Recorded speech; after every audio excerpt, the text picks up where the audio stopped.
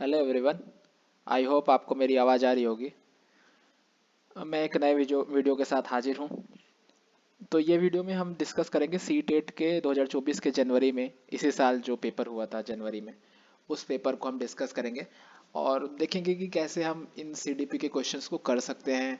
हो सकता है किसी की तैयारी उतनी अच्छी ना हो और वो सोच रहा है कि मैं सीडीपी में फिर भी अच्छे मार्क्स लेके आऊँ, तो ये कैसे पॉसिबल है। तो मैं कोशिश करूँगा अभी बचे 5-6 दिनों में मैं ज़्यादा से ज़्यादा लेटेस्ट प्रीवियस ईयर क्वेश्चंस आपको एक्सप्लेन कर दूँ और इससे आपको थोड़ा फ़ायदा हो, यही मेरी इच्छा है। इसलिए मैं वीडियो और डाल रहा हूँ। मुझे नहीं पता कितने लोग तक ये वीडियो पहुँच रही है, पर फिर भी जित जहाँ जो भी लोग इसे देख रहे हैं तो उनको थोड़ा अंडरस्टैंडिंग मिले और वो आराम से क्वेश्चन कर पाए, यही मेरा आ, इससे इस वीडियो से आउटकम है। तो लेट्स स्टार्ट। जन सीटेड जनवरी 2024 सीडीपी, ये सेट एन है। हिंदी के साथ जाएंगे और जहाँ पे मेरे को डाउट आएगा या मेरे को लगेगा कि क्लियर नहीं हूँ मैं क्वेश्चन से, तो मैं इंग्लिश पढ़ूंगा। पहला क्वेश्चन है, एक शिक्षिका ने नोटिस किया कि उसका एक छात्र अत्यधिक विचलित है और उसे कक्षा में ध्यान देने में परेशानी होती है। निम्नलिखित में से कौन सी रणनीति छात्र को केंद्रित रहने में मदद करने के लिए एक प्रभावी रणनीति होगी। बच्चा ध्यान नहीं दे पाता है और उसका मतलब वो डाइवर्ट हो जाता है, उसका जो अटेंशन है इधर उधर। तो क्या करना चाहिए ताकि उसका ध्यान बना रहे। पहला, छात्र को सख्ती से अपना अवधान बढ़ाने के लिए कहना, तो ये सही नहीं लग रहा है, पढ़ के ही गलत लग रहा है। कई बार आपको ऑप्शन ऐसे लगेंगे कि पढ़ के ही आपको लगेगा कि ये तो ऑप्शन है ही नहीं, इतना नेगेटिव है। आपको ये देखना है कि कौन सा पॉजिटिव है कौन सा नेगेटिव है। सेकंड है स्वनियमन और समय समय प्रबंधन के लिए छात्र को टाइमर देना, कि वो खुद को मैनेज कर सके और टाइम को भी मैनेज कर सके, इसके लिए छात्र को टाइमर देना है। थोड़ा पॉजिटिव है तो हम पॉजिटिव को टिक मार्क से डिनोट कर रहे हैं। माता पिता पिता को बुलाकर छात्र के खिलाफ सख्त अनुशासनात्मक कार्यवाही करना, ये तो नेगेटिव है। छात्र को कक्षा के दौरान बार बार कार्य देना, तो बार बार कार्य देके उसको रोबोटिक टाइप का वर्क है, ये ड्रिल प्रैक्टिस हो गया ये तो। बार बार किसी चीज़ को रिपीट करवा रहे हो, तो सेकंड ही सही सबसे पॉजिटिव है। स्वनियमन और समय प्रबंधन के लिए छात्र को टाइमर देना। आगे बढ़ते हैं। जीन प्याजे से रिलेटेड एक क्वेश्चन है। जीन प्याजे का मानना है कि ज्ञान है, तो जीन प्याजे क्या मानते हैं ज्ञान से, उनका क्या कैसे वो ज्ञान को अ, बताते हैं। पहला है, अंतः क्रियाओं के माध्यम से प्राप्त करने के बजाय जन्मजात और दिया हुआ होता है। तो जन्मजात नहीं होता है, जिन पे आज ऐसा नहीं मानते हैं कि जो ज्ञान है वो जन्मजात होता है। वो ये मानते हैं कि जो बच्चा है वो अपना ज्ञान का निर्माण करता है,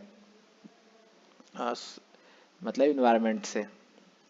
अधिक जानकार अन्य लोगों के बीच बातचीत से सह निर्मित होते हैं। अगर लेव वाइगोस्की होते तो ये वाला ऑप्शन सही हो जाता, क्योंकि वो मानते हैं कि हम सोसाइटी से, कल्चर से और लैंग्वेज से, यानी कि भाषा, संस्कृति और समाज, इससे हम प्रभावित होते हैं और इन सभी के माध्यम से हमारा जो डेवलपमेंट होता है। तो ये अगर लेवाइगोस्की होते तो ये वाला ऑप्शन सही हो जाता, पर लेवाइगोस्की के बारे में नहीं पूछा है, पूछा जैन प्याजे के बारे में, तो ये गलत है।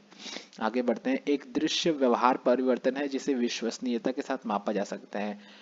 हम्म, व्यवहार परिवर्तन तो है, लेकिन इसको आप माप नहीं सकते कि हाँ इतना इतना ज्ञान है, इतना ज्ञान नहीं है। तो नॉलेज कहा जाता है, ज्ञान एक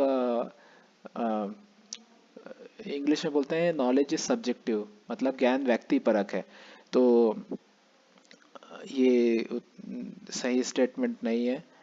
चौथा स्टेटमेंट पढ़ते हैं। पर्यावरण से निष्क्रिय रूप से पारित होने के बजाय बच्चे द्वारा निर्मित किया जाता है। जीन प्याजे का मानना ही है कि एक्सटर्नल एनवायरनमेंट से नहीं, बच्चे खुद से ही अपने ज्ञान का निर्माण करते हैं। कैसे करते हैं, जब वो इन्वायरमेंट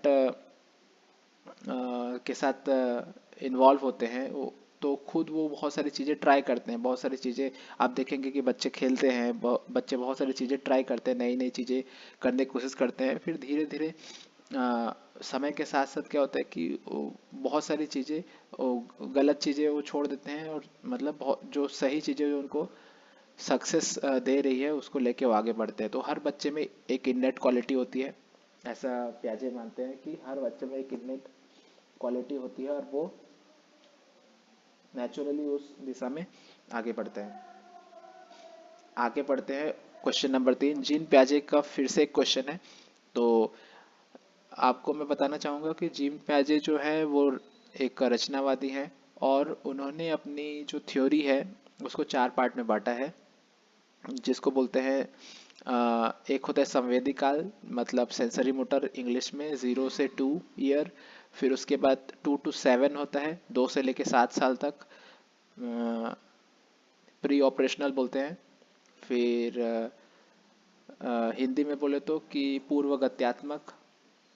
और उसके बाद एक आता है, थर्ड है आपका, इंग्लिश में मेरे को याद आ रहा है कॉन्क्रीट ऑपरेशनल, मतलब कि मूर्त संक्रियात्मक।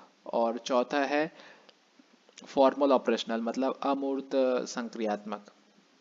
इसमें जब 0 से 2 ईयर्स होता है तो बच्चा बहुत शैशवावस्था में रहता है, तो उस समय उसकी डेवलपमेंट अलग होता है। 2 से 7 साल तक उसका डेवलपमेंट अलग होता है। 7 से 11 थर्ड जो फेज है, 7 से 11 साल तक। और 11 से 14 या 11 से 15 आपका अमूर्त संक्रियात्मक। तो इसमें पढ़ के देखते हैं क्या बोला है। जीन प्याजे के अनुसार चिन्हों के लिए चिन्हों का प्रयोग, जैसे कि हम लोग गणित में देखते हैं कि जब हमें कुछ चीज़ पता नहीं होती तो हमने समझते हैं कि माना वो संख्या x है, तो फिर ऐसे एक नंबर को जिसको हमें पता नहीं है उसको हम x मानते हैं। तो उसके रिगार्डिंग पूछा है, जैसे कि अक्षर x को अज्ञात अंक के लिए मानने की क्षमता। तो गणित में हम देखते हैं कि माना हुआ संख्या x है, और फिर उस x के ऊपर हम संक्रिया करते हैं और बाद में उस x की वैल्यू निकालते हैं। तो ये कब होती है? तो जो ज्ञात नहीं है उसको हम ज्ञात करना चाहते हैं, तो ये होती है मूर्त संक्रियात्मक। तो होगा नहीं, मूर्त संक्रियात्मक को मतलब कॉन्क्रीट ऑपरेशनल स्टेज, तो इसमें तो नहीं होता। लास्ट स्टेज में हम ऐसी चीज़ों को सोच पाते हैं जो हमारी आंखों से दिखाई नहीं दे रही है, उसके बारे में कल्पना करना, उसके बारे में गणना करना। तो ये मूर्त वाला तो गलत हो जाएगा, ठीक है। तो क्षमता डैश के दौरान होती है, तो यहाँ पे क्या आएगा आपका मूर्त वाले में से आएगा, मूर्त संक्रियात्मक और मूर्त संक्रियात्मक दौरान विकसित होती है, और विद्यार्थियों को डैश सीखने मतलब खाली स्थान सीखने में सक्षम बनाती है। तो ऐसे अब बच्चे दो ऑप्शन है, उसमें हम कौन सा ऑप्शन चुने जिसमें ये आपका औपचारिक संक्रियात्मक या अमूर्त संक्रियात्मक चीजें लगती हैं। तो बीजगणित और गणना में, या संरक्षण और क्रमबद्धता। तो आपने देखा होगा इंग्लिश में अलजेब्रा और कैलकुलस लिखा है, यहाँ पे गणना उतना सही वर्ड नहीं है, पर कोई नहीं, अलजेब्रा सही है। बीजगणित में हम एक्स मानते हैं और एक्स मान के हम सॉल्व करते हैं। और इवन जो कैलकुलस है उसमें अभी आप देखोगे dy/dx होता है, या मतलब कैलकुलस मतलब अवकलन समाकलन। तो उसमें भी हम फंक्शंस यूज करते हैं जो कि एक्स के फंक्शंस होते हैं। तो आपका आंसर हो जाएगा 2। आगे बढ़ते हैं, क्वेश्चन नंबर 4 अभिकथन और इसका रीजन वाला क्वेश्चन है। ये थोड़ा सा ध्यान से पढ़ना होता है, हमें देखना होता है कि दो स्टेटमेंट दिए हुए हैं, दो स्टेटमेंट में क्या दोनों स्टेटमेंट सही है, और अगर सही है तो क्या वो एक ही चीजों के बारे में बता रहे हैं। तो देखते हैं क्या लिखा है, अभी कथन पढ़ते हैं। वास्तविक जीवन की समस्याओं और मूर्त अनुभवों से सीखने से बच्चों को अधिगम और जानकारी प्राप्त करने के लिए कई रास्ते मिलते हैं। सही बात है, हम वास्तविक जीवन बहुत सारी चीजें किताबें में पढ़ते हैं, लेकिन जब रियल लाइफ रियलिटी होती है तो हम उससे ज़्यादा सीखते हैं कि हाँ ये चीज़ें ऐसी होती है, इन चीज़ों को ऐसे करने से इसका प्रभाव ऐसा पड़ता है। तो वास्तविक जीवन से हम ज़्यादा से वास्तविक जीवन की समस्याओं से हम ज़्यादा सीखते हैं। सही बात है। विकास अपेक्षाकृत व्यवस्थित और अनुक्रमिक है, तो ये भी सही है। वास्तविक जीवन की समस्याएं मूर्त अनुभवों से सीखने से बच्चे को अधिगम और जानकारी प्राप्त करने के कई रास्ते मिलते हैं। ठीक है, विकास अपेक्षाकृत व्यवस्थित और अनुक्रमिक है। इंग्लिश में एक बार पढ़ लेते हैं। Learning from real life problems and concrete experiences gives the children multiple pathways for learning and retrieving information. Development is relatively orderly and sequential. तो एक एक बात हो रही है लर्निंग की और एक होती है डेवलपमेंट की।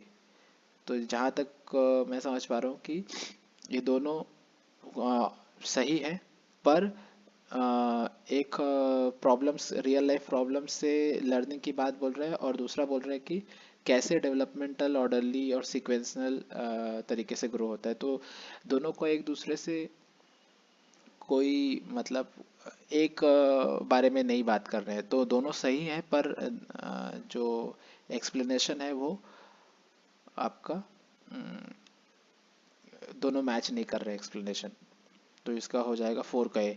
तो at the end of the video मैं इसको नोट कर लेता हूँ, फोर्थ क्वेश्चन, और इसका at the end of the video मैं इस फोर्थ के आंसर भी देखूंगा, ताकि मैं कोई भी ऐसी जानकारी आपको नहीं देना चाहता जो कि आप गलत समझे, और फिर गलत समझेंगे तो पेपर में भी जाके आपको ऑप्शन एलिमिनेट करने में दिक्कत होगी। क्वेश्चन नंबर 5 पढ़ते हैं। निम्नलिखित में से कौन कौन प्रगतिशील शिक्षा में शिक्षक की भूमिका का सबसे अच्छा वर्णन करता है। देखते हैं।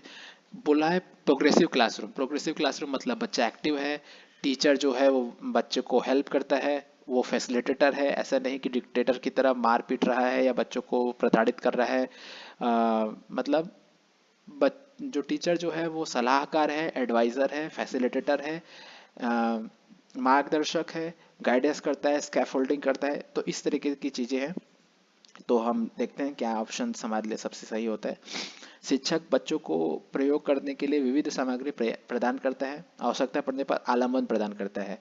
तो ये बहुत सही है। आलम्बन मतलब इंग्लिश में बोले तो स्कैफोल्डिंग। स्कैफोल्डिंग मतलब जहाँ पे बच्चा नहीं कर पा रहा है वहाँ पे हम हिंट देंगे, थोड़ा सा उसको स्टार्ट करने के लिए थोड़ा बताएंगे, बाकी वो खुद करने लगेगा। जब तक बच्चा नहीं कर पा रहा है तब तक हम सहायता देंगे। अपने बचपने में एक फोर्ट मतलब हम देखे होंगे कि जब हम साइकिल चलाना सीख रहे थे तो कोई हमें पीछे से साइकिल पकड़े रहता था। धीरे धीरे धीरे धीरे क्या हुआ कि हम उसने साइकिल का मतलब साइकिल का जो पकड़ है उसको ढीला कर दिया और धीरे धीरे हम चलाने लगे साइकिल।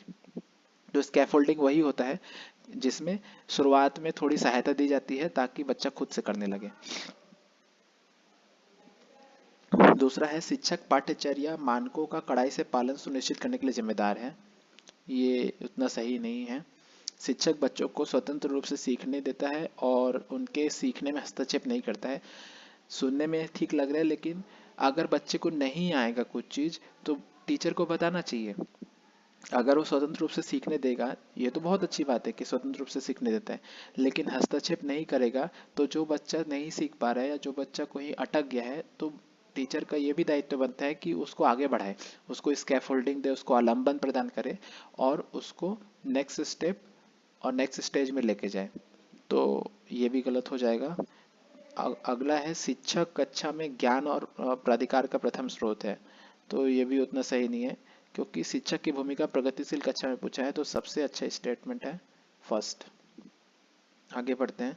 निम्नलिखित में से कौन सा समाजीकरण की प्रक्रिया की विशेषताएं हैं। तो समाजीकरण की प्रक्रिया के बारे में बोला है कि समाज में हम समाजीकरण में मतलब जो सोशलाइजेशन होता है तो कैसे कैसे होता है। सबसे पहले सोशलाइजेशन फैमिली में होता है बच्चे का, सेकंड सोशलाइजेशन होता है स्कूल में, और फिर इन जनरल सोसाइटी में जो होता है बाजार में हो गया या जहाँ भी पब्लिक प्लेसेस हैं वहाँ जाते हैं, या रिलेटिव्स हो गए।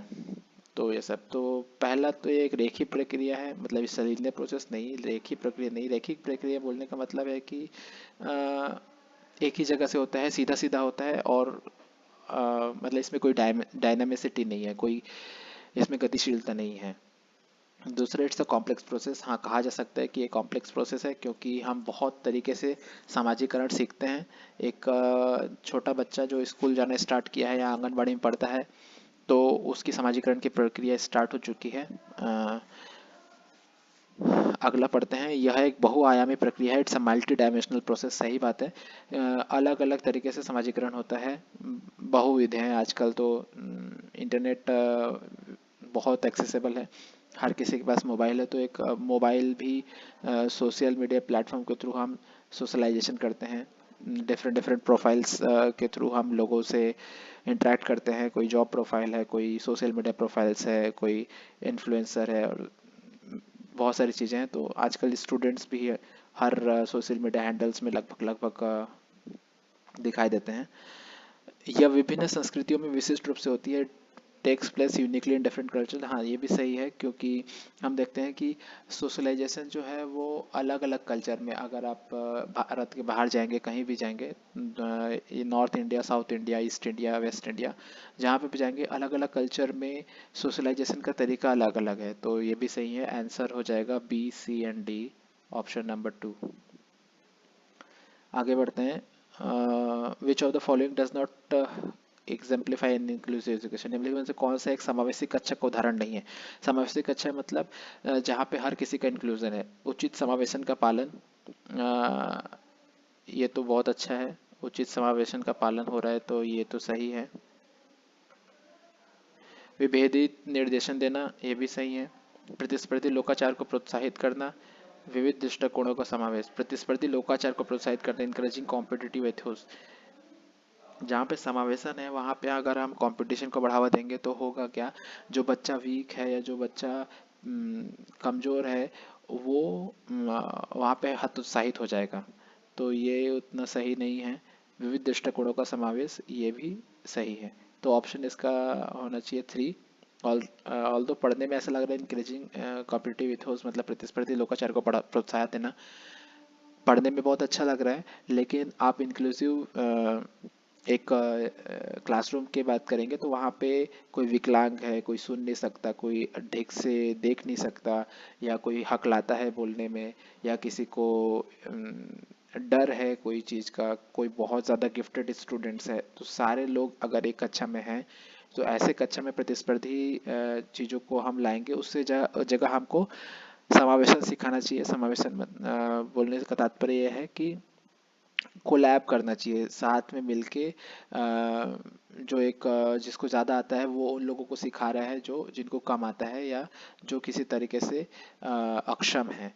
तो ऐसा क्या होगा कि सब लोग सीखेंगे और सब लोग का मोराल भी बहुत अच्छा होगा। तो प्रतिस्पर्धी लोकाचार समावेशी कक्षा में उतना अच्छा नहीं है। तो ऑप्शन नंबर 3 इसका आंसर हो जाएगा, 7 का 3। आगे बढ़ते हैं। ऑप्शन क्वेश्चन नंबर 8 अभिकथन और उदाहरण वाला है, कोई इसको थोड़ा ध्यान से पढ़ना होता है। वह कोई उद्देश्यात्मक निश्चय क्षण नहीं होता जब कोई बच्चा मध्य बाल अवस्था या किशोर अवस्था में प्रवेश। मध्य बाल अवस्था की अवस्था होती है 8 से लेकर 11 साल अप्रॉक्स, और किशोर अवस्था मतलब कि टीन एज। आप टीन एज मतलब 13, टीन, टीन एज 13 से लेकर 19, ये आपका किशोर अवस्था होता है। जनरली ऐसा माना जाता है, पर उससे पहले भी किशोर अवस्था हो सकती है, डिपेंड्स बहुत सारे फैक्टर पे। विकास प्रकृति में निरंतर होता रहता है, तो ये जो स्टेटमेंट है सही है। और ऐसा कोई क्षण आप नहीं डिसाइड कर सकते जहाँ पे किशोर अवस्था और बाल्यावस्था में आप डिफर कर पाए, तो ये भी सही है कि ये नहीं बोल सकते कि अब तक वो बाल्यावस्था में था और कल से वो किशोर अवस्था में गया है, ऐसा नहीं होता। इट्स क्या बोलते हैं इसको, ये निरंतर प्रकृति में होता है, और सतत है, प्रगतिशील है, और धीरे धीरे धीरे धीरे बच्चा किशोर अवस्था में प्रवेश करता है। तो दोनों सही है, और वो उसकी सही व्याख्या भी कर रहा है। तो इसका ऑप्शन हो जाएगा, दोनों सही है और सही व्याख्या 4, ऑप्शन नंबर 4। आगे बढ़ते हैं। कोलबर्ग का है, कोलबर्ग के पिछले वीडियो में मैंने थोड़ा बताया था कोलबर्ग के बारे में, आप गूगल कर सकते हैं एक बार। कोलबर्ग के स्टेज हैं 3, कन्वेंशनल है, एक है प्री कन्वेंशनल, कन्वेंशनल और है पोस्ट कन्वेंशनल। इंग्लिश में बोले तो पूर्व, हिंदी में बोले तो पूर्व पारंपरिक, पारंपरिक और उत्तर पारंपरिक। तो कहाँ पे क्या पूछ रहा है, in which stage of Kohlberg's moral development do children reasoning revolve around ethics and law. Hindi में पढ़ते हैं, कोलबर्ग के नैतिक विकास की किस अवस्था में बच्चे का तर्क कानून के इर्द गिर्द घूमता है। तो इसमें क्या होता है कि 3 चरण है, एक है पूर्व पारंपरिक, पारंपरिक और उत्तर पारंपरिक, तो इसमें नैतिकता जैसा कुछ नहीं है, तो ये ऑप्शन तो एलिमिनेट हो गया। और स्वायत्त नैतिकता तो ये भी नहीं है, मतलब हेट्रोनोमस और ऑटोनोमस कुछ नहीं है। आप वर्ड याद रखिए, कन्वेंशनल, ठीक है। कोलबर्ग के लिए कन्वेंशनल और प्री कन्वेंशनल और पोस्ट कन्वेंशनल, हिंदी में बोले तो पूर्व पारंपरिक, पारंपरिक और उत्तर पारंपरिक। और यहाँ पे पूछा है तर्क कानून की नैतिकता के इर्द गिर्द घूमता है, तो तर्क और कानून आता है आपका पारंपरिक में, ठीक है।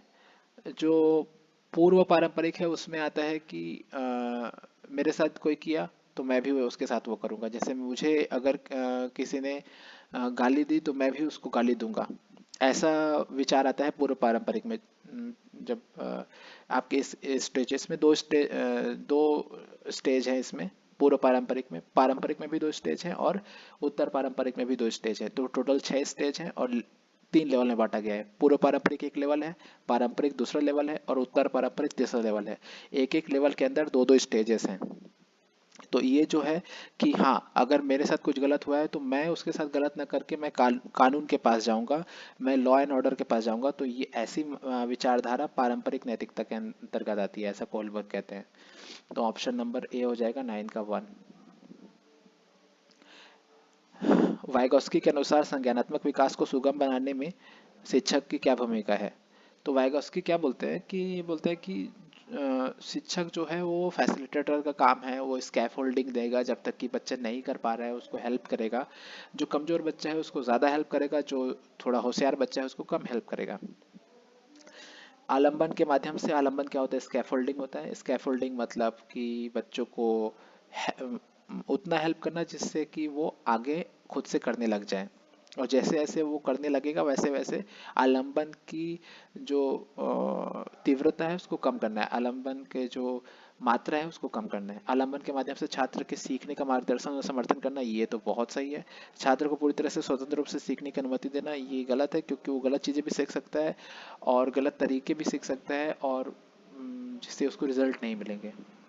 केवल उन्हीं कार्य को देना जो विद्यार्थी वर्तमान में स्वतंत्र रूप से कर सकता है, ये भी सही नहीं है, क्योंकि जब उसको मार्गदर्शन रहेगा जहाँ पे टीचर उसको पता है कि बच्चे को कहाँ तक पहुँचना है, तो वो ज़्यादा अच्छे से सीख पाएगा। छात्र को जानकारी और ज्ञान प्रदान करना, ये ठीक है, पर वाइगॉस्की ऐसा नहीं बोलते, वो ऐसा बोलते हैं कि मार्गदर्शन के माध्यम से, समर्थन के माध्यम से, सपोर्ट मिलेगा, गाइडेंस मिलेगा, तो बच्चा ज़्यादा अच्छा कर पाएगा बजाय कि वो खुद हिट एंड ट्रायल करे।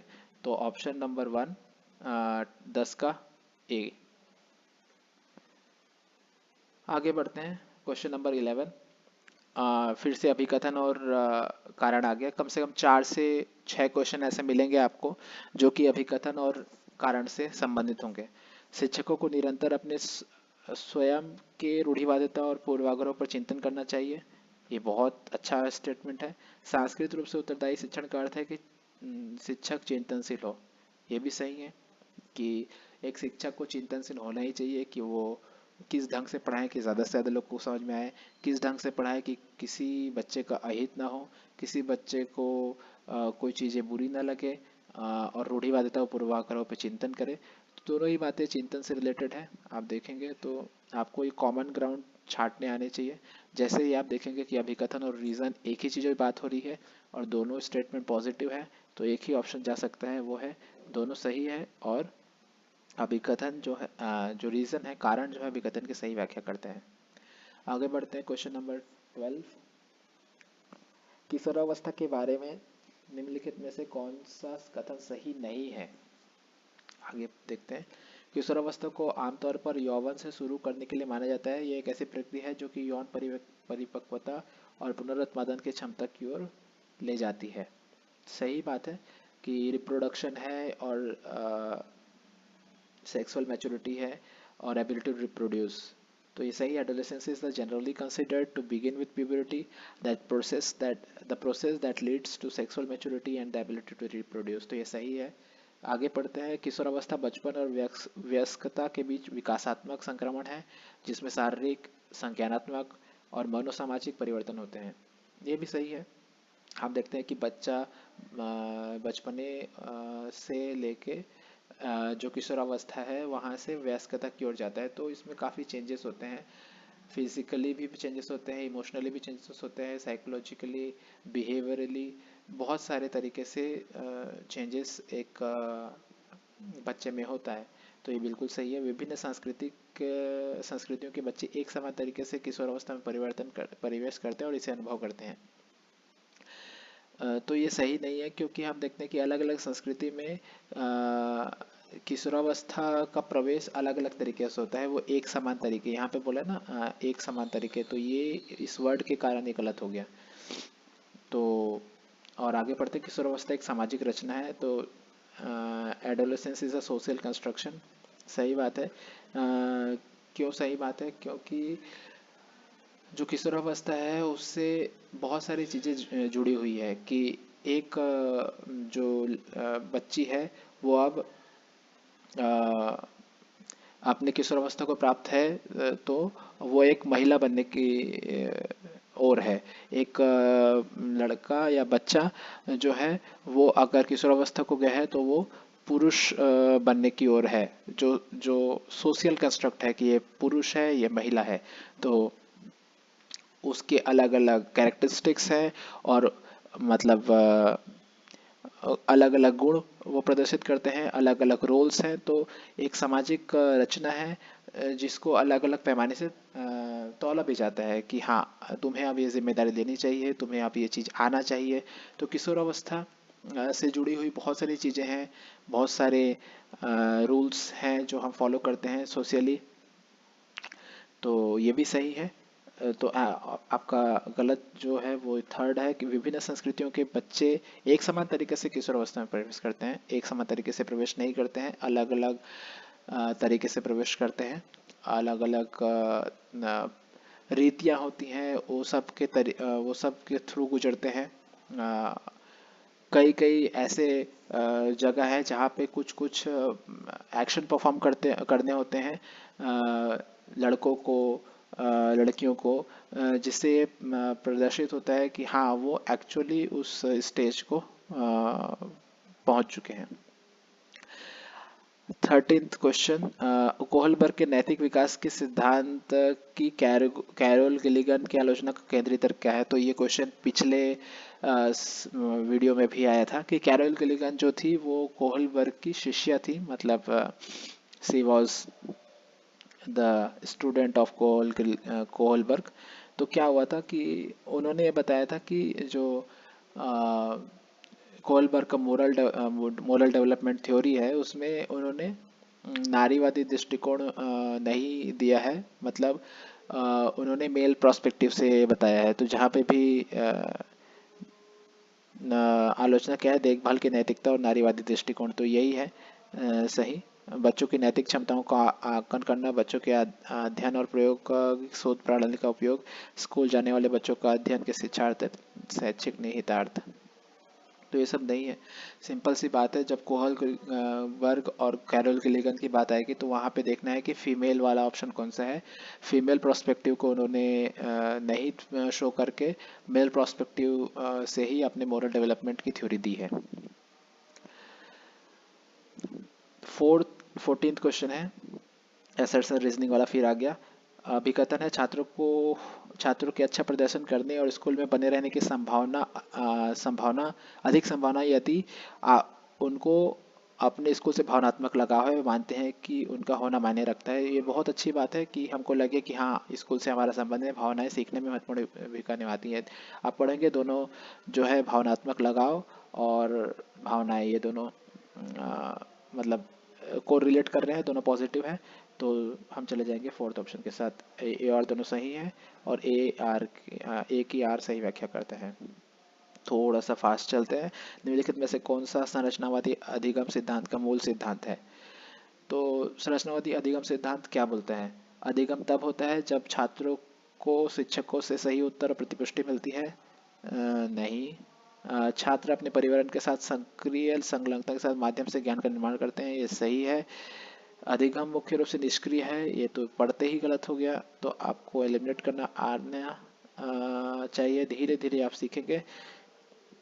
शिक्षकों को छात्रों के प्रत्यक्ष निर्देश और स्पष्ट मार्गदर्शन प्रदान करना चाहिए। प्रत्यक्ष निर्देश, direct instruction and explicit guidance to the students. English में पढ़ लेते हैं दोनों ऑप्शन को। Students construct their own knowledge through active engagement with their environment. तो ये कंस्ट्रक्टिव थ्योरीज का कोर प्रिंसिपल है, ये तो सही है। Teacher should provide direct instruction, no. तो यहाँ पे प्रत्यक्ष निर्देश गलत हो जाएगा, यही मैं पढ़ रहा था। डायरेक्ट इंस्ट्रक्शन नहीं होना चाहिए, डिफरेंशिएटेड इंस्ट्रक्शन होना चाहिए, क्योंकि अलग अलग स्टूडेंट्स हैं, उनके अलग अलग तरीके हैं सोचने समझने सीखने के, तो उनको अलग अलग तरीके से हमको निर्देश देने चाहिए। तो इसका ऑप्शन हो जाएगा 15 का 2। सुजाता नृत्य प्रतियोगिताएं में केवल इसलिए उत्सुकता से भाग लेती है क्योंकि वह नकद का पुरस्कार जीतने में रुचि रखती है। प्रथम पुरस्कार, तो इसमें 3 स्टेजेस हैं। जो ये है कि एक होता है कि स्वप्रेरित, मतलब इंटेंसिकली मोटिवेटेड। एक होता है कि आउटवर्डली मोटिवेटेड, मतलब एक्सट्रिंसिकली मोटिवेटेड। और एक होता है कि फियर ऑफ फेलियर के कारण कोई चीज़ कर रहे हैं। तो यहाँ पे क्या है कि वो कोई पुरस्कार चाहती है, इसलिए वो फर्स्ट आना चाहती है, इसलिए उसे मतलब क्योंकि नकद का पुरस्कार जीतने में रुचि रखती है। उसकी रुचि किस में है? नकद इनाम जीतने में, मतलब जो कि बाहरी बाहरी रूप से प्रेरित है, तो बाहरी रूप से प्रेरित है, इसलिए फर्स्ट हो जाएगा आंसर। आगे बढ़ते हैं। एक माध्यमिक स्कूल शिक्षक छात्रों को संकल्पनाओं और वास्तविक दुनिया के अनुप्रयोगों के बीच संबंध बनाने में मदद करके सार्थक सीखने को सक्षम बनाता है। निम्नलिखित में से कौन सी गतिविधि उपयुक्त होगी? ठीक है, मतलब जो भी हम कॉन्सेप्ट क्लासरूम में सीख रहे हैं, संकल्पना को सीख रहे हैं, उसका संबंध किससे है? वास्तविक दुनिया से कर रहे हैं, तो बहुत अच्छी बात है। विद्यार्थियों से बहुल विकल्पीय प्रश्नों वाली कार्य पत्रक पूरी करने को कहें। इससे क्या ही सीखेंगे? एमसीक्यू करके। विद्यार्थियों को उद्दीपक प्रतिक्रिया अनुबंधन की विधि द्वारा सीखने को है। ये भी उतना सही नहीं है। जो हम रचनावादी या संरचनावादी या कंस्ट्रक्टिविज्म की बात करते हैं, वहाँ पे हम कोई स्टिमुलस और रिस्पॉन्स की बात नहीं करते। उद्दीपक प्रतिक्रिया, बिहेवियरलिज्म जो होते हैं कि हम कोई रिपीटेटिव बिहेवियर को हम वो करना चाहते हैं, जैसे कि टॉफ़ी देना या छोटे प्राइजेस देना, ये बहुत अच्छी बात है, पर ये बिहेवियरलिज्म में आता है, जिसमें हम किसी कार्य की पूर्ति के लिए कोई एक लाभ रखते हैं कि हाँ तुम्हें ये लाभ मिलेगा, तुम ये करो। तो ये उद्दीपक प्रतिक्रिया अनुबंधन का सिद्धांत है, जो कि रचनावादी एक इसको उतना अच्छा नहीं मानते। छात्रों के छोटे समूह में वर्तमान मुद्दे पर शोध करने दें और निष्कर्ष कक्षा में प्रस्तुत करें। ये बहुत अच्छी बात है कि वो छोटे छोटे समूह में एक छोटे से मुद्दे, जो कि लेटेस्ट कुछ मुद्दा है, उस पे वो शोध करे, रिसर्च करे और वो क्लास में प्रेजेंट करे। तो ये बहुत अच्छी बात है। छात्रों को नियम और परिभाषा याद करने दें, तो ये भी ड्रिल प्रैक्टिस है, इससे फायदा नहीं होगा। थर्ड ऑप्शन सही है। छात्रों को छोटे समूह में वर्तमान मुद्दों पर शोध करने दें। आगे बढ़ते हैं। रचनात्मक मूल्यांकन के लिए कार्य की प्रगति को दर्शाते पोर्टफोलियो एक प्रभावी प्रणाली है, क्योंकि तो पोर्टफोलियो क्या होता है कि जिसमें बच्चे के सारे जो क्रियाकलाप होते हैं, मेजर क्रियाकलाप उसके स्कूल में, उसके जो कि वो पढ़ाई लिखाई कर रहा है या खेल कूद कर रहा है या कोई भी क्रियाकलाप कर रहा है, उसके सारे का एक जगह संगठन जो होता है वो पोर्टफोलियो कहलाता है। वे मूल्यांकन की प्रक्रिया में छात्रों को शामिल करते हैं, ठीक है। व्यक्तिगत छात्रों की प्रगति के बारे में अंतर्दृष्टि प्रदान करते हैं, ये भी सही है, ये भी सही है। वे मुख्य रूप से अंतिम उत्पाद की प्रस्तुति पर ध्यान केंद्रित करते हैं, ये गलत है। अगर आप इंग्लिश में एक बार देख लेते हैं, the focus mainly in the presentation of final product, ऐसा नहीं है। वो शुरू से लेकर अंत तक बच्चे ने क्या क्या किया, कैसा उसका ग्रोथ रहा, कहाँ पे वो अच्छा है, किन चीज़ों में वो इंटरेस्ट लेता है, हर चीज़ पोर्टफोलियो से पता चलती है। वे छात्र अधिगम के ठोस सबूत पेश करते हैं, दे offer tangible evidence of student learning, तो ये भी सही है। इसका कैसे वो बताते हैं कि बच्चा किस दिशा में सीख रहा है, किस दिशा में उसकी रुचि है, तो ये भी टेंजिबल एविडेंस मतलब ठोस सबूत सही है। इसका ऑप्शन हो जाएगा ए बी एंड डी। आगे बढ़ते हैं। 19वां, शिक्षार्थियों के बीच व्यक्तिगत विभिन्नताओं को संबोधित करने के लिए एक शिक्षक को क्या करना चाहिए? व्यक्तिगत भिन्नताओं को, जैसे कोई बहुत जल्दी सीख जाता है, कोई बहुत अच्छा गा लेता है, कोई बहुत स्लो है, कोई किसी को गणित समझ नहीं आता या किसी को बोलने में परेशानी है, जो भी अलग अलग भिन्नताएं हैं, तो कैसे करना चाहिए, उसको नज़रअंदाज करना चाहिए नहीं, मानव विविधता की प्रत्यक्ष विशेषता के रूप में मानना चाहिए। ठीक है, ये थोड़ा ठीक लग रहा है। सभी शिक्षार्थियों के लिए एक अनम्य और समान पाठ्यक्रम नहीं लगाएंगे किसी के लिए। मतभेदों को असामान्य और किसी प्रकार की कमी के रूप में स्वीकार करना चाहिए, ये भी गलत है। इसका ऑप्शन हो जाएगा 19 का 2, विभिन्न भिन्नताओं को मानव विविधता की प्रत्यक्ष विशेषता के रूप में मानना चाहिए, 19 का 2। आगे बढ़ते हैं, फिर से वाइगोस्की आ गए। तो आप देख पा रहे हैं कोहलबर्ग, वाइगोस्की, पियाजे।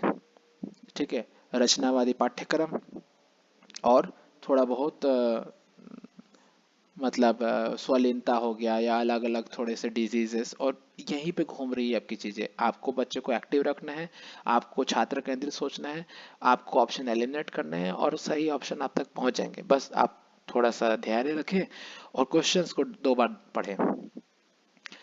लेवाइगोस्की के अनुसार बच्चे के साथ अंतःक्रिया के अनुभव से लाभान्वित होते हैं और उन कार्यों को कर पाते हैं जो उनके समीप दूराभिमुख विकास के क्षेत्र है। इसको बोला जाता है कि proximal development, zone of proximal development. Hindi में काफ़ी कठिन है शब्द, जोन ऑफ प्रॉक्सिमल डेवलपमेंट।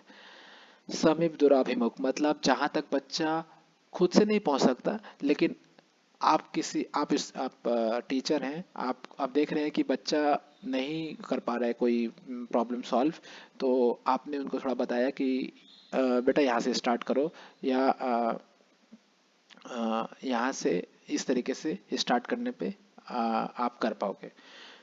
तो लेव वाइगोस्की के अनुसार बच्चे किसके साथ अंतःक्रिया से अनुभव से लाभान्वित होते हैं, तो अधिक जानकार व्यक्ति के साथ अंतःक्रिया से लाभान्वित होते हैं और उन कार्यों को कर पाते हैं। अधिक जानकार वाले 2 हैं, कर पाते हैं जो उनके समीप दूराभिमुख विकास के क्षेत्र के अंदर है। अंदर है मतलब कि जहाँ तक वो एक्चुअली में पहुँच सकता है किसी की हेल्प से, है ना। अगर उसके रीच के बाहर होगा तो पहुंच ही नहीं पाएगा। जैसे मान के चलो कोई छठी का बच्चा है, 8वीं का बच्चा है, उसको कैलकुलस नहीं समझ में आ सकते, लेकिन वो बीजगणित के क्वेश्चन सॉल्व कर सकता है। तो बीजगणित उसको, अगर टीचर उसको हेल्प करेगा तो बीजगणित के क्वेश्चन वो सॉल्व कर पाएगा कुछ प्रयासों के बाद। पर वो अगर उसको कैलकुलस सिखा भी दे जो उसके क्षेत्र से बाहर है, जनरली स्टूडेंट कैलकुलस नहीं सीख सकते 8वीं क्लास में।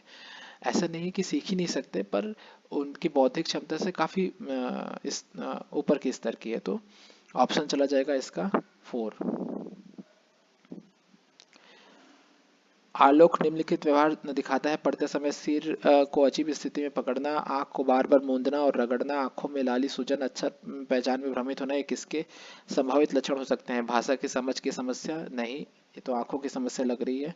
स्वलीनता विकार, संचार संबंधी विकार, दृष्टि संबंधी समस्या है, तो ऑप्शन नंबर 4 दृष्टि संबंधी समस्याएं हैं, क्योंकि अक्षर नहीं पहचान पा रहे, क्योंकि आंखों से कुछ प्रॉब्लम होगी। आंखों में लाली सूजन मतलब कि आंख इश्यूज है, आंख को बार बार मूंद रहा है, आंखों को बार बार रगड़ रहा है, और सिर को अजीब स्थिति में पकड़ना। तो इससे उतना क्लियर नहीं हो रहा है, लेकिन बाकी सबसे क्लियर हो जा रहा है कि दृष्टि संबंधी समस्याएं हैं। आगे बढ़ते हैं, पाठ्य पुस्तक और मीडिया में विभिन्न जेंडर का प्रतिनिधित्व कितना और किस तरीके से किया जाता है। जेंडर, तो जैसे प्रश्न मत पूछना किसको प्रोत्साहन देगा। पाठ्य पुस्तक में, मीडिया में विभिन्न जेंडर का प्रतिनिधित्व कितना और किस तरीके से किया जाता है। तो बहुत अच्छा है कि जो पुरुष है उनका क्या है, उनका क्या रोल है, महिला है उनका क्या रोल है हर कार्यों में, हर जगह। तो इससे क्या होगा कि अगर हम ऐसा पूछेंगे तो जो हमारी स्टीरियोटाइप्स हैं, स्टीरियोटाइप्स मतलब जेंडर रूढ़िवादिता है कि कोई पर्टिकुलर, अगर सवाल, हम क्या सवाल पूछेंगे, प्रश्न पूछना मतलब जहाँ पे जो चीज़ें नहीं हो रही है उसी पर प्रश्न पूछा जाता है, ये जो चीज़ सही नहीं हो रही है उसी पे प्रश्न पूछा जाता है। तो जेंडर प्रतिनिधित्व पे प्रश्न पूछेंगे कि हाँ, फीमेल वर्कफोर्स भी हो सकती है जो कि देश, कंट्री के डेवलपमेंट में आगे बढ़े। तो जनरली आपको पक्षपाती विचारधारा से नहीं सोचना है।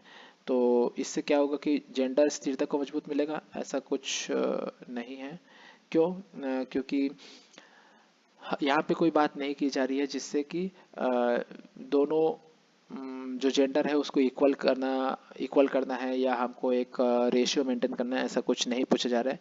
पाठ्य पुस्तकों और मीडिया में विभिन्न जेंडर का प्रतिनिधित्व मतलब उनके वो कितना रिप्रेजेंट कर रहे हैं, उनका क्या क्या रोल है पूरे समाज में और देश में, इस बारे में प्रश्न उठ रहे हैं। तो क्यों, उससे क्या होगा? जेंडर पहचान को मजबूत मिलेगी? नहीं। जेंडर भूमिका की नम्यता को हतोत्साहित होगा? नहीं। जेंडर रूढ़ियों पर सवाल उठाना, तो ये सही है इसका, क्योंकि रूढ़ियों पे सवाल उठाएंगे तो उन जेंडर के लोगों को फायदा होगा और वो आगे आके अपना प्रतिनिधित्व कर पाएंगे देश के लिए, समाज के लिए, अपने लिए। In in a progressive classroom assessment is, तो असेसमेंट क्या है? एक मतलब प्रगतिशील कक्षा में हम अलग अलग तरीके से आकलन करते हैं बच्चों का। कभी कोई टास्क दे के, कभी कोई प्रोजेक्ट करके, कभी ग्रुप एक्टिविटी करके, ग्रुप डिस्कशन, कभी आ, उनको कुछ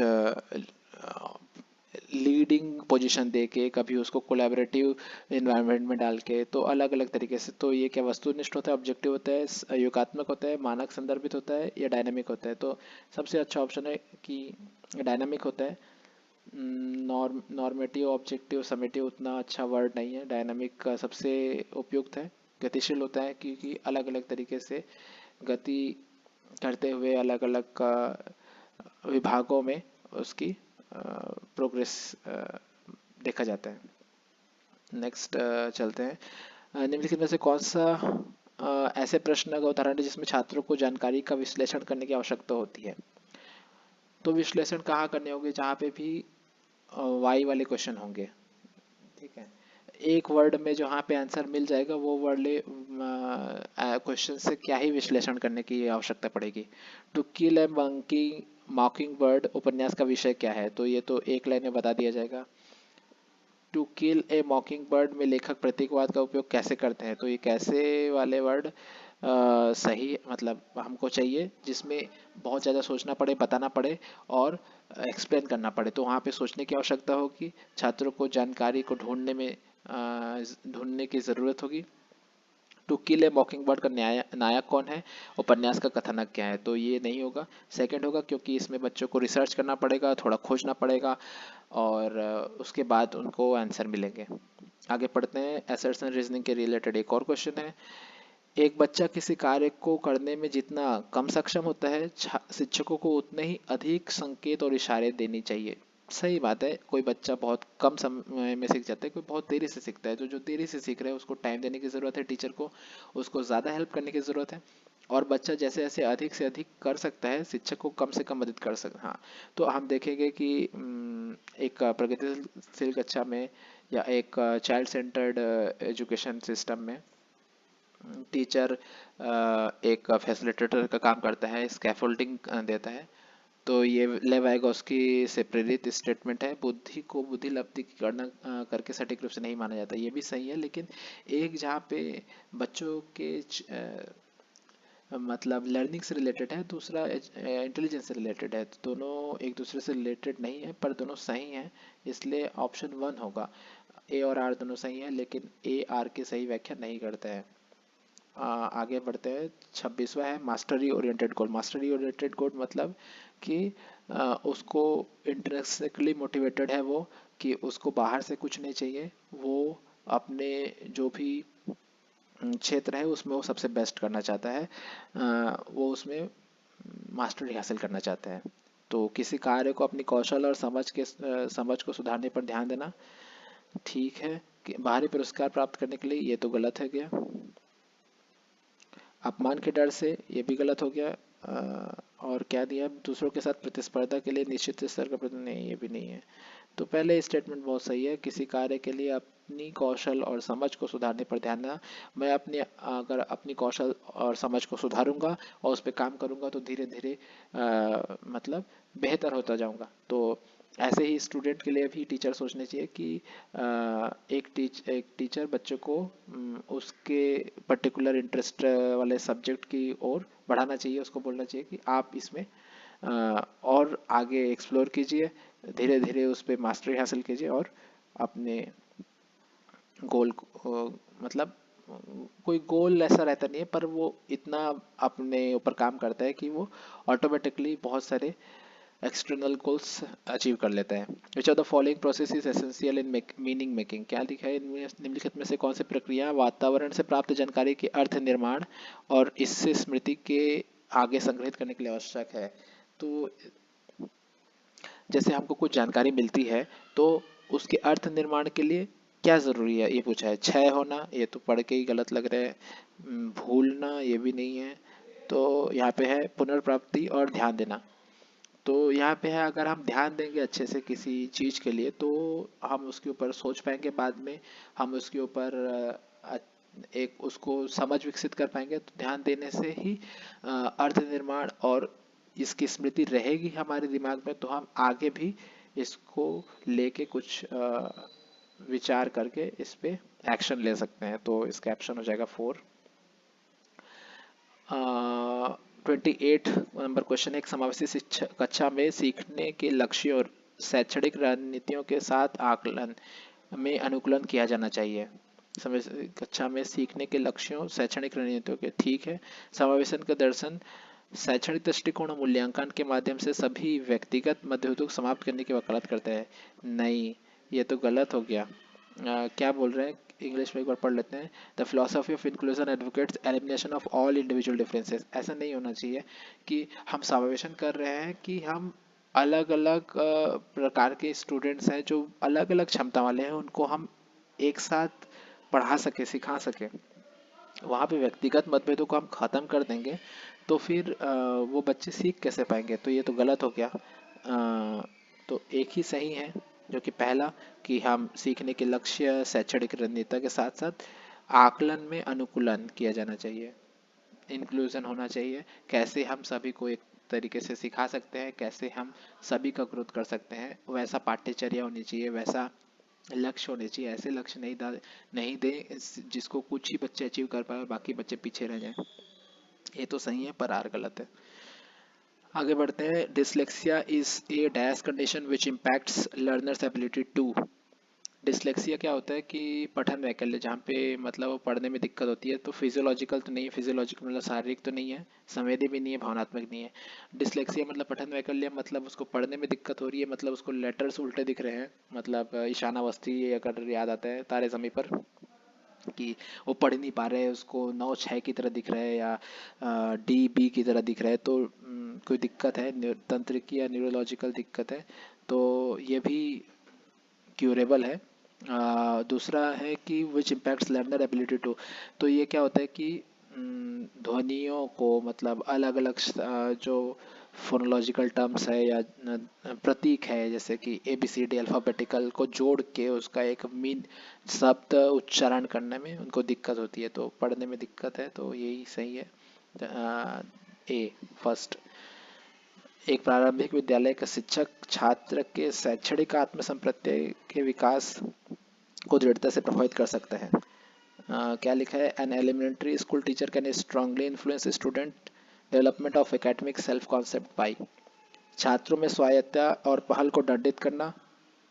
नहीं, इनिशिएटिव को अगर हम दंडित कर देंगे, स्वायत्तता और पहल पहल को हम दंडित कर देंगे तो सीखेगा कैसे। छात्रों को स्वायत्तता और पहल को पुरस्कृत करना, ये तो ठीक लग रहा है।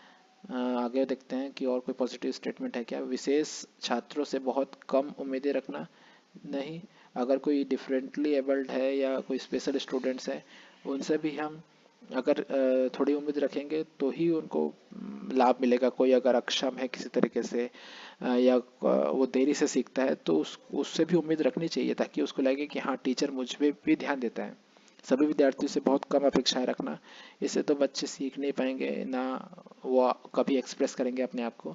तो सबसे अच्छा ऑप्शन है 30 का 2, छात्रों में स्वायत्त और पहल को पुरस्कृत करना। काफ़ी लंबी वीडियो हो गई, मैंने शायद ज़्यादा एक्सप्लेन कर दिया। क्वेश्चन नंबर 4 पे हमको थोड़ा देखना था कि वास्तविक जीवन की समस्याएं और मूर्त अनुभवों से सीखने से बच्चों को अधिगम जानकारी प्राप्त कई रास्ते मिलते हैं। विकास अपेक्षाकृत व्यवस्थित और अनाक्रमिक है। तो इसका ये दोनों सही तो हैं, पर मतलब दोनों अलग अलग बातें कर रहे हैं। इसका आंसर एक बार देख लेते हैं कि एन का 4 का 1 है, सही व्याख्या नहीं करता है। ठीक, तो क्योंकि एक समस्याओं के बारे में बात कर रहे हैं और विकास अपेक्षाकृत व्यवस्थित अनुक्रम है। ठीक है, तो इतना ही था वीडियो में। मैं नेक्स्ट वीडियो लेके आऊँगा सी टेट 2024 के जुलाई का, जो कि जस्ट लेते लास्ट पेपर था।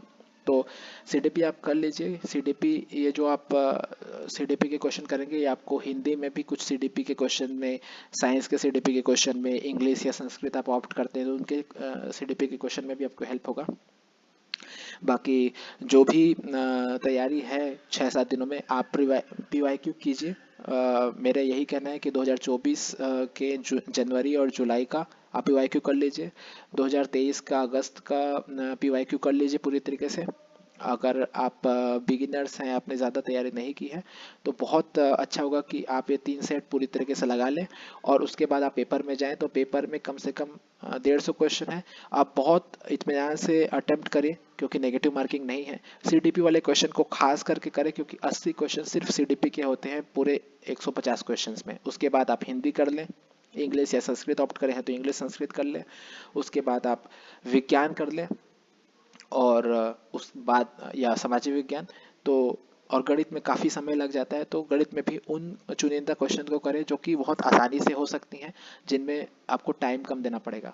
तो थोड़ा सा टाइम मैनेज करें। और मैं अगले वीडियो के साथ हाजिर रहूँगा। कोशिश करूँगा कि कल ही एक नई वीडियो और डाल दूँ। तो होपफुली आप थोड़ी लंबी वीडियो हो गई, पर आपने एंजॉय किया होगा। आपको ये पेपर 2024 का जनवरी सीडीपी समझ में आया होगा।